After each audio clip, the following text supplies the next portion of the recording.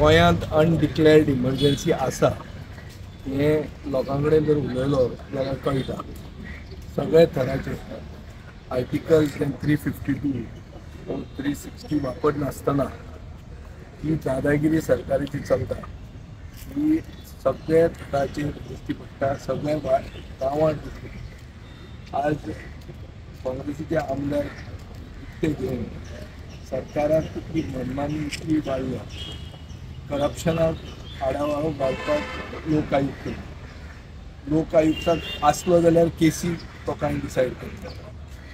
सगळे सायडीन करप्शन चलता, पुलिसाचो दबाव आहा, नॉन गोवन पुलीस ऑफिसर सगळे चलयतात आनीक सगळे job cash for job scam जाला, लँड ग्रॅब जाला.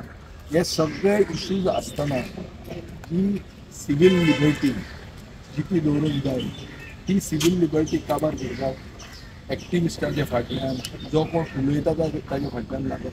ह्या सरकाराचो सारको थंबरूल गेल्लो अशी परिस्थितीन त्या भशेन इमर्जन्सीच्या नंतर लोकांनी रिजल्ट दाखयलो. तो रिजल्ट गोंयांत 1977 जाल्ली ती वस्ती रावपाक जाय. ती जर जायना जाल्यार गोंयकारपण साल्वार जायना. गोंयचे फुडले पिळगेक कांय फुडार ना आनी गोंयचे फुडले पिळगेक जर फुडार ना जाल्यार गोंय म्हणजे उरचें ना. सो ही अनडिक्लेअर्ड इमर्जन्सी इतल्याच खातीर केल्ली आसा की गोंय व्हरून ते घाटार विकूंक मेळचें. ते विकपाचो प्रोसेस आतां ऑन गोईंग आहा.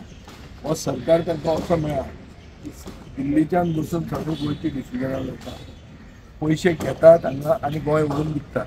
आनी कोण जर उलयलो जाल्यार त्या मनशाच्या फाटल्यान लागतात.